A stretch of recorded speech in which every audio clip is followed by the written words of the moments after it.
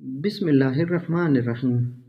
نجمہ کی طبیعت اچانک خراب ہوئی تو انور اسے اسپتال لے گیا۔ انور کافی پریشان تھا مگر اس کی پریشانی اس وقت ختم ہو گئی جب لیڈی ڈاکٹر نے چیک اپ کے بعد نجمہ کو یہ خوشخبری سنائی کہ وہ ماں بننے والی ہے۔ ماں کی آنکھوں میں خوشی کے آنسو جاری ہونے لگے اور انور بازار کی طرف مٹھائی لینے کے لیے چل پڑا۔ نجمہ نے اس خبر کے لیے 10 سال تک انتظار کیا تھا۔ انور جب مٹھائی لے کر آیا تو اس نے پورے ہسپتال میں مٹھائی بانٹنا شروع کر دی اور اپنی بیوی کو واپس گھر لے آیا۔ اب وہ نجمہ کا پہلے سے بھی زیادہ خیال رکھنے لگا۔ اس کا ایک کریانہ سٹور تھا۔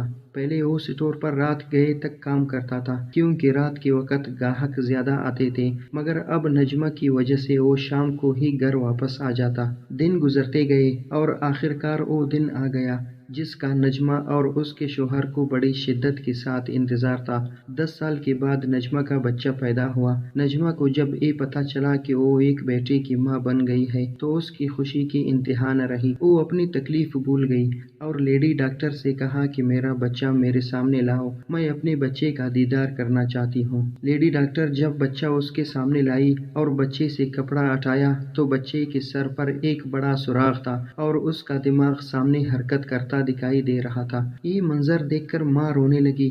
اس نے لیڈی ڈاکٹر سے پوچھا کہ کیا میرا بچہ بچ تو جائے گا؟ تو اس نے کہا کہ اس طرح کے کیسز میں بچے کا بچنا تقریباً ناممکن ہے۔ وہ ابھی ہسپتال میں ہی داخل تھی کہ 2 دن کے بعد بچے کی وفات ہوئی۔ ہسپتال کا سارا سٹاف جو پہلے نجمہ اور انور کو مبارکباد دے رہا تھا، اب وہی لوگ ان دونوں کو تسلی دینا شروع ہو گئے اور نجمہ سے کہا کہ زندگی میں ایسی مشکلات مراحل اکثر آ جاتے ہیں مگر انسان صبر کرنے کے علاوہ کچھ بھی نہیں کر سکتا۔ نجمہ نے ڈاکٹر سے کہا کہ مجھے اپنے کیے کی سزا ملی ہے۔ مجھے جب تک ٹھوکر نہیں لگی تھی تو میں غفلت کی نیند میں سوئی ہوئی تھی، مگر آج پہلی بار مجھے تکلیف ہوئی ہے اور اب میں ان دونوں سے ضرور معافی مانگوں گی۔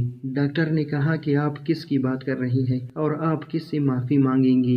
نجمہ نے کہا کہ میری انور کے ساتھ دوسری شادی ہوئی تھی کیونکہ انور کی پہلی بیوی کا انتقال ہو چکا تھا۔ انور کی پہلی بیوی سے 2 بیٹیاں تھیں، ایک کی عمر 6 سال اور دوسری کی 8 سال تھی۔ جب میری شادی ہوئی تو دونوں بہت خوش تھے اور ایک دوسرے سے کہتے تھے کہ ہماری ماں اللہ میاں کے پاس چلی گئی ہے اور اللہ نے ہمیں یہ ماں عطا کی ہے۔ انور کو بیٹے کی بہت خواہش تھی، اس لیے اس نے میرے ساتھ شادی کی تھی۔ شادی میں تو میں ان دونوں کو برداشت کرتی رہی مگر کچھ عرصہ بعد وہ مجھے زہر لگنے لگے۔ وہ میرے بہت قریب آ چکے تھے کیونکہ وہ کافی عرصہ اپنی ماں کی محبت سے محروم رہی تھی۔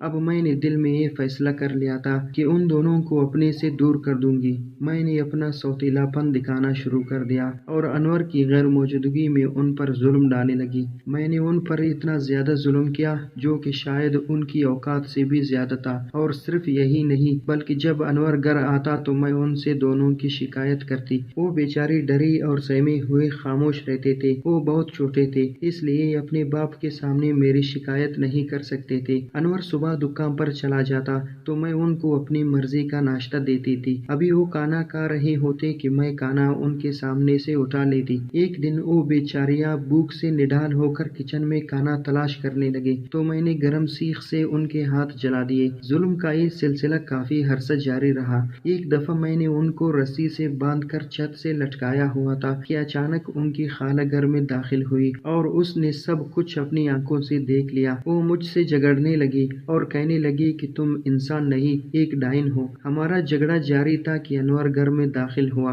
اس نے انور کو سب کچھ بتا دیا مگر انور کو مجھ پر بھروسہ تھا۔ پھر ان کی خالہ ان دونوں کو اپنے ساتھ اپنے گھر میں لے گئی۔ ان دونوں کے جانے کے بعد گھر میں مجھے ہر وقت ان کی چیخیں سنائی دیتی تھی اور میں خوف کے مارے اپنے کانوں میں انگلیاں ڈال دیتی۔ گھر بہت ویران ہو چکا تھا اور مجھے اس ویرانے سے ڈر لگنے لگا۔ میری خواہش تھی کہ اللہ میری گود بری کر دے تاکہ مجھے اس ویرانے سے نجات مل جائے، مگر 8 سال بیت گئے اور اس کے بعد آ کر مجھے اولاد کی خوشخبری ملی، مگر میرا بیٹا 2 دن بعد ہی اس دنیا سے چل بسا۔ اس نے انور سے کہا کہ میں ہسپتال سے سیدھا ان دونوں بچیوں کے پاس جاؤں گی۔ انور اور نجمہ ان کے گھر چلے گئے اور گھر جاتے ہی نجمہ ان کے پیروں میں گر گئی اور رو رو کر ان سے معافی مانگنے لگی۔ نجمہ نے کہا کہ میرے ساتھ دوبارہ میرے گھر چلو۔ لڑکیوں نے کہا کہ ہم نے آپ کو معاف کر دیا مگر ہم ہم اپنی خالہ کے پاس ہی رہیں گے۔ نجمہ اب گھر میں اکیلی رہتی ہے، اسے اب گھر کی ویرانی سے وہ خوف آتا ہے۔ اس کہانی سے یہ سبق ملتا ہے کہ اگر آپ اس دنیا میں کسی کو تکلیف میں رکھیں گے